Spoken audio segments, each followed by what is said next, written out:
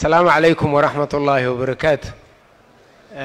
marka hore cid walba meeqaamka ayalkan ku fadhidayaan ku salaamaya waa koobi doona waxa la yiraahdaa libaax arkaysay ma godlato waayo dad iga cilmi badan iga aqoon badan iga waaya aragsan ayaa wajahadayda fadhiya marka af Soomaaligeeguna waa waxa la yiraahdaa nin xaafadaha iyagiiba lugta kabuubiyotayo buu yidhi war maxaa ku helay suu yidhi jilibka ay wareeray marka af Soomaaligeegu hadduu wareero waydun iga raalli ahaan doontaan intaas waa kaftan mawduuca lay dhibay runtii waxyaabo yar oo kooban baan ka soo diyaariyay waanan sii koobi doonaa maadaama waqtigu muddo 15 daqiiqo inaan ku soo koobay aan isku day doonaa ummadinay horumar gaadho dhalinyartu doorka ay ku leedahay maxaa si caqabada dhalinyarta hortaagan dhalinyarta qura maaha ee bulshada dhanba maxay inoo wada hortaagan inay ummadi hana qaado amba ay horumar gaadho mawduuca buu ahaa mawduuca lay dhibay da'yar amba use age waxay yiraahdeen gaaladu adigu 14 ilaa 15 ilaa 35 da'da inta u dhaxaysa iyay dhalinyar iyagu yaqaanaan laakiin waxa professorkuna uu ka dhawaajay inan yar oo Soomaaliyeed tayadaynu dadka dheernahay oo 5 jira oo 400 oo neef oo ariya raacday oo intay saaw eegto tiraahdo nayshiina hiblaya maqan nacam tayada dadkeena aynu inagu xaqirayno inaynu dadka ka liidanayno aaminsanahay ta horumarinta u baahan waa ta dadka waaweyn waa iska daayay buu yiri professorku dhalinyarta in focuska la saaro dhalaanka in focuska la saaro la rabay waa ka saddex waxa la yiri ummadii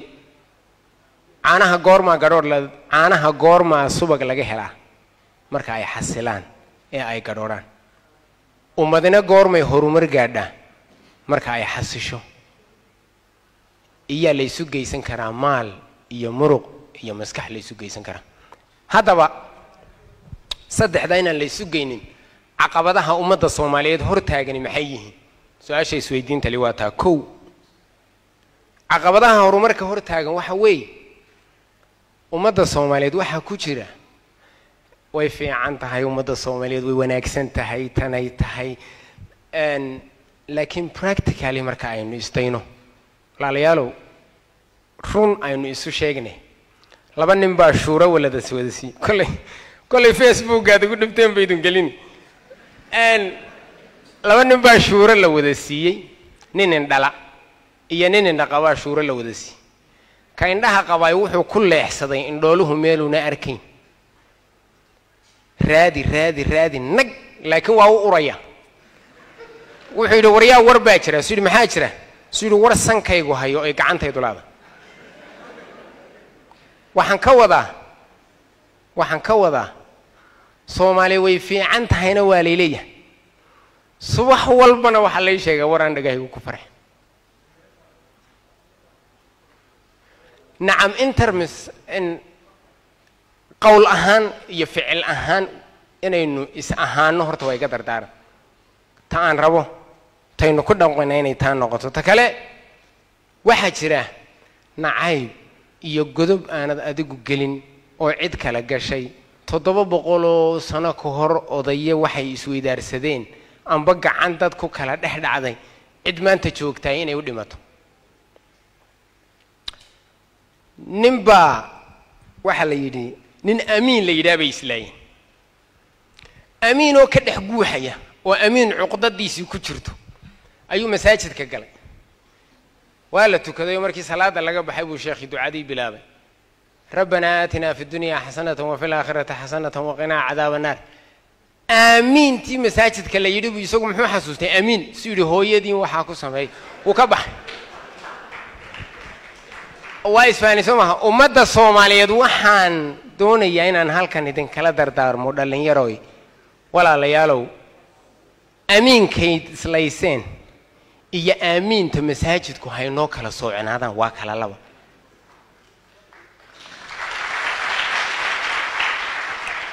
waxa ay inaga danteenu ku jirno war walaal hal qodob hadaynu isku diidno 9 adna kuudana anna iidana yaynaan iska raacin waa isfaaniisoma marka gudaheenu it have to be clean takale cidda waxa la yiraahdaa leaders ma hogaamintu waa role wuxuu nin kastaba wax laga tuugi jiray tu uu yaqaanayo tusmu uunku kala leeyahay ee teenana siman nimba waxa la yiraahdaa tooyo heerku ka gaaray xarigan kaba tolo aha kabaha xariga lagu tolo ayuu nudxada waa 3 nud xarigu 3 nud weey oo isku soo han 3 mid xada nacam xatooye nin xarig ka baxsan waay ayaa la yiri waxa tahay madaxa maxkamadda iyo cadaaladda iyo garsoorka erga wixii xajaadana faqallo Allah una xariistay 1963 gabaygu tiriyay ee la yiraahdo tabaalaha adduun waxa ku jirta kaba tole maxkamad loo tirshay isagoo tolonka uun jeexa barbu xada xabada xariga haduu buuga teelteel u dhiga taasiya male ee in kastaba istiilo waxa taag u hidin weedo ninka kaaga togan uga tagbaantani awoodin halka hebel walaalkayba iga mudan tolkay habaar baa kaga dhacday guulna kuma gaadhaysid ilaa inta aynu qofkii saxda ahaa halkii saxda ahayd waqtigii saxda ahaa aynu la beegsanayno guul sida loo gaadhay runtii way adag tahay ta kale khilaafka iyo isku dhaca oo soo jiitama waxaan xasuustay markaan akhriyay tan odayro Soomaaliland oo kelmadda ila meerayso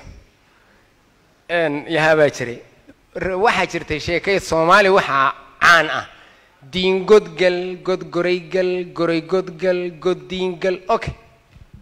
kelmadda waa isdul taagayna maanta oo godkan horta yaale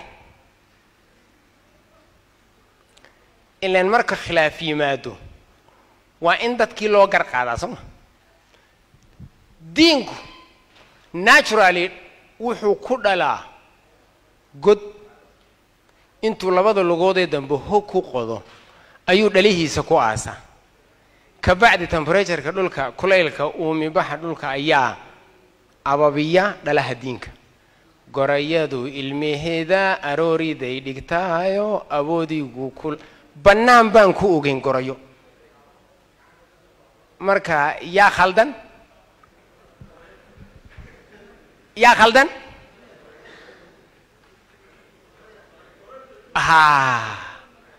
marka dacwadda yaa hor keena ka wax dulmiya ee gafka geysta ayaa inta badan dacwadda ku horeeya ilaa uu og yahay wax la weydiin doono inuu ka sii hordagay wuxuu yiri diin baa god iga cali mooga la gabaygan cali mooga geedi wuxuu yiri diin baa god iga qaaday buu goray ku baanaay kad cadaadi bay weyday iyo guurti hawl gale ee godka maalintuu qoday cid baan gorayba weydiin horta intaan gardaba la gelin war goormaad god qodan jirtay oo diin ku haysata nacam keena khaldan hadaynaan qabanin guusha caqabadaha inaga hortaagan bay kamid tahay waan isfahanaan filaya ta kale bulshada qaybaheeda kala duwan maqaaliro waxaan akhriyay Afrika nin la yiri maxay u horumari weedayo I don't know waxay yiraahdeen Mugabe quotes Afrika maxay u horumari weeday baa la yiri wuxuu yiri ninka Afrikaanki mantu ma leeyahay uu muruq leeyahay uu maskax leeyahay dalal kale u taga hantiilaheedu wuxuu tagaa buu yiri dibadda aqoon-yahankeedu wuxuu tagaa meel kale marka uu maalkii iyo muruqii iyo maskaxdii dhamaysto dhinto yiraahdaa dalkaygii hooyaha laygu aas waa qabri suu horumari waa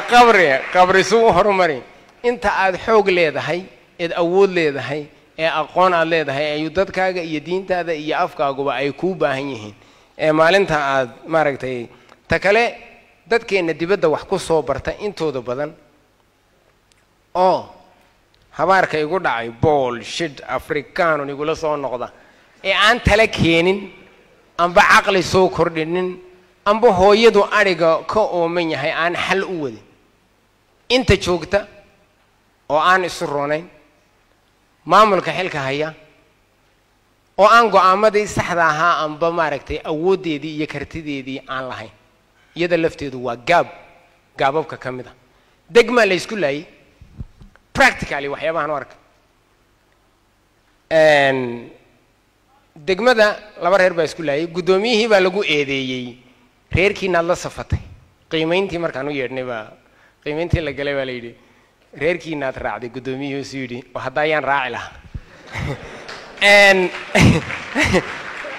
khaladku ninkaasi jawaabtu bixiyay waa sax because reality on the ground dhulka ka dhacay buu ku sheegay laakiin qofka maamulka ah baa loo baahan yahay inuu ka sii digtoonaado oo inuu qofkani ummadda dhaxdhaxaad u yahay uu labada islaynaya isagu ka mas'uul yahay marka horeba looma sheegin nabigeena maxamed alayhi salaatu wasalaam baxun lama orane waxa la yiri iqra bismi rabbika alladhi khalaq qofku xilka iyo waajibaadka ta loo dirayo in la isweydiiyaa muhiim mushaharku waa imisa hawl fulintu inta in leeg bay leegtahay hadaad ka bilowdo guul gaari maysid ta kale ummadda Soomaaliyeed caqabada ku ah waxa weeye dhaga adayg isma qallaan ayada quraanka waxay ahayd innal insana lirabbihi lakanud ibn aadan ku dhaga adayg inuu yahay ilaahay baa noo sheegay isagoo laba qof ayaa la yiri ibn aadanka wargeedka aan ha cunina wax kasta waa idin fasax geedkii bay cuneen Soomaa Itoobiya maanta 120 milyan khalad intee leeg baad markaa ka filanaysa nacam inaad wanaag iska wada filato dadku iska wada fiicnaado adun baa ku daali ma wada fiicnaanaya dadku naturally dhaga adaygu waa wax jira wuxuu carays ciise Soomaaliya dhagala ay dhagaxatii ka adagay taan meel dheer dhowrinay walaalkeed dhiigiis iyo dhexdeeda u dhiiranay this is xaqiiqo cad wey qofku markuu kula joogo waa qof fiican waa wax wanaagsan markaynu sidan u wada hadlayno halkan marka laga bilaabo laga baxo automatically qofku wuxuu noqonayaa qofkii kale ka duwan odayaayim waxay dhahdeen jifadii baan nahay oo saaso san ku adeer bakoorada weyn maxaa idinka qariyo jifada waa inta yare oo hooseysay bakoorada qashinka taabata halka gudaafada maxaad inoo geysin baan ku yiri bakooradu meenadi dhamaystir ku qurux badnayn wadartaynu ku qurux badanahay kelida kuma qurux badan marka we have to think inaynu taa ku baraarugsana ta kale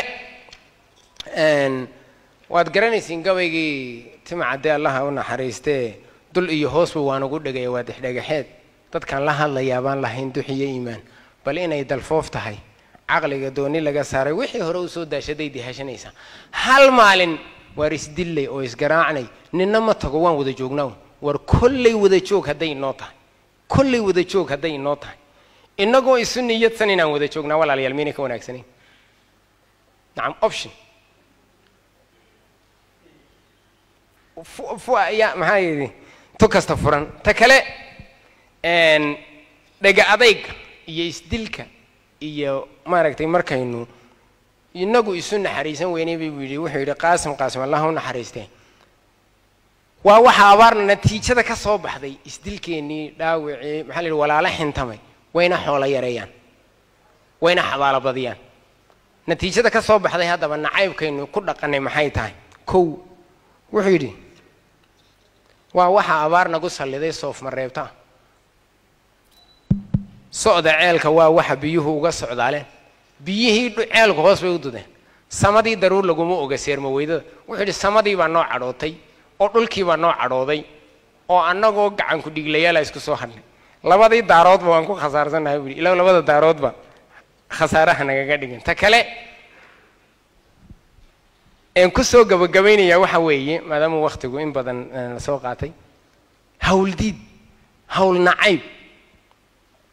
سومالي ده روح يورين شرط حق الله بنحولكم أي مادن generation كيم كتشوجين حتى إن thank you وسيد الحرف صدق بو قرأ TKS I'm telling you the truth yidhi lama helo wadaado waxaan cidi ku hawshoon wax adduunyadana hawl yaraan lagu helay ma jirto wuxuu yidhi dhoodaan allaha u naxariistee samaatadana kii raadiya ee sabanagaajooda safrad iyo boqol iyo lug iyo suudi iyo guure intuba waa socod samaatadana kii raadiya ee sabanagaajooda safrad iyo boqol iyo lug iyo suudi iyo guure saldha adag waxay kaa gasho iyo surin cidhiidhiyoodba marun buu ilaah siinayaa uu midigta saaraa ha yeeshee sansaan bay rabtaa saas markay tahay waa inaad samirkeedii iyo dulqaadkeedii iyo maalkii iyo muruqii iyo maskaxday kaaga baahnayd guusha aad rabto inaad gaadho aad u hurta haddii kale guul ma raadinaysid it's a dream waad riyoonaysaa riyaad ku jirtaa ta kale timacda waxa uu yidhi midigtaadu waxay xoogsataa maydha gaajada marka aanad lahayn looma lulamaanka weliga ee magaabada hashaadaa ka roon maydhanaan kale ninka intanoo fooq leh aniga maalinna xabad bariisa iima iibinin intaad leedahay hashaada yar ridaada yar cawsu dhigo oo caana ka maal taadaa ku huran nolosha sidaad u rabto haddaad u weydo waa ku qasban tahay sidaanad jeclin inaad ku noolaato marka waxaa iga dardaarana inaynu inagu isu niyad samaano danteennana ka wada shaqaysano maal iyo muruq iyo xasilooni guushaydu waxay ku jirtaa guushiinuna waxay ku jirtaa aniga ee haddaynu isdillo waxaa la yidhi walaalkaa unbaa kaa dhimay oo kugu dhimay markaynu wada nahay weligeen guul gaadhi mayno kollay saacadihii baa sidaas u yaraaday intaasaan doonaya inaan ku koobo wasalaamu calaykum waraxmat ullaahi wabarakaatu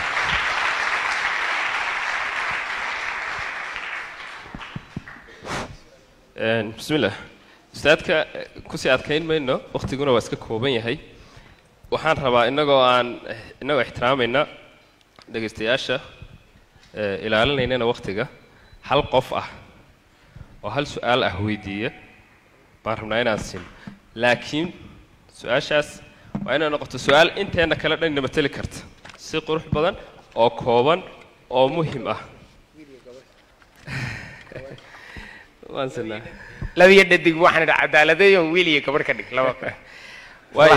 hal daqiiqa qaata waayahay waxaan siinaynaa raalli ahaada waxaan rajaynaynaa inaad soo koobtaan wiilkaas iyo gabadha u dambaysa khalaas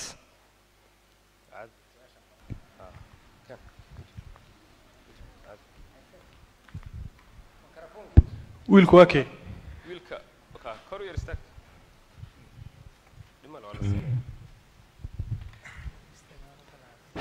istaaga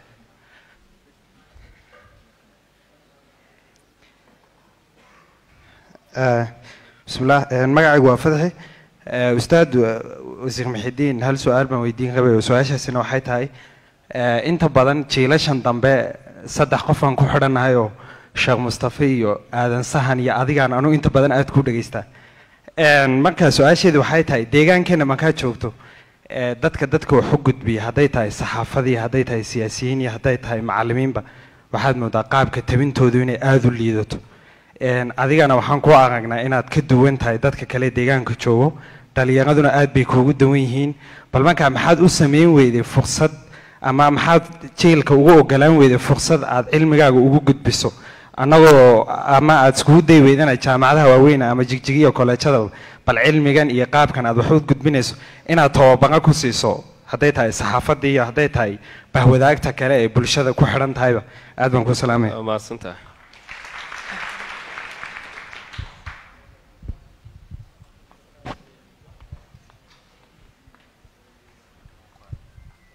بسم الله يرستك بسم الله magacaygu waa Warda Cabdi Gaas waxa salaamaya golaha madaxda iyo sidoo kale Muxidiinba waqtiga kooma darteed anigoo su'aashayda gudagalaya dadka adiga oo kala ah wax garanaya dhalinyarta ka aqoon badan maxaad xil iskaga saari weydeen in la idin arko madalaha noocan oo kala ah waqti ka duwan dhibaatada ay ummadeenu halkan la gaarsiisan tahay aan waxaan saaraa dadka wax bartay waliba sida loo kala waaweyn yahay maalinta bandhig noocan oo kale ah tiro ayaa la idin arkaa idinku intaad isku timaadaan eed wax meel dhigtaan maxaad noogu soo gudbin laadihiin oo maadsan tahay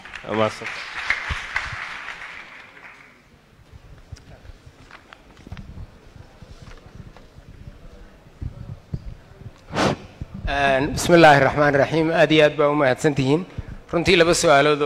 muhiima ayaa la soo jeediyay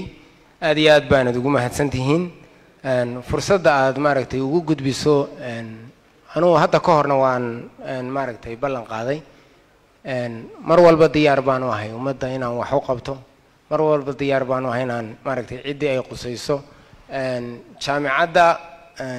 kolley waan wada hadalay bashiirna waan wada hadalay madaxweynaha jaamicadda jigjiga cabdiruufna waan wada hadalay dhalinyarta qalin jabinaysa in la qabto nooma hirgelin laakiin waan ku tala jirnaa in aanu entrepreneurship shaqo abuur siday u samayn lahaayeen iyo from theory university to the practical university in la soo gelayo dadku way ku jaha wareeraan jaamicadda markaad ku jirto waxa dhacdaa halkaad wax ka cunaysa waa taqaanaa macallinkaaga waa taqaanaa halkaad joogto waa taqaanaa halkaad jiibsanaysa waa taqaanaa casharka lagu dhigay waa taqaanaa macallinkaaga waa taqaanaa intuba waa wax la wada yaqaan laakiin markaad ka soo baxdo jaamicadda aad soo buuggu ma iyo qalinku ma dhammaanine jaamicadda la soo galay dayr male macallinkeeda lama yaqaano taadla kulmi lama yaqaano nobody knows halkay ay ku dambaynayso marka jaamicaddan practicalka qofku si uuna ugu dhex hafanin xilka iyo waajibaadka ka saaran inaan fariimo uga gudbino waanu dhalinyarta dhiirigelino taa waan ku tala jirnaa laakiin ma hirgelin intayna hirgelinna nintiisii gabay unbaa tahay waa eedaan leenahay waana eedaan qaadanayno insha allahu tacaala waxaanan rajaynaynaa mustaqbalka inaan anigu shakhsiyan maaragtay aan howlahaas horena waan uga shaqayn jiray imakana inaan ka shaqeeyo insha allah diyaar baanu ahay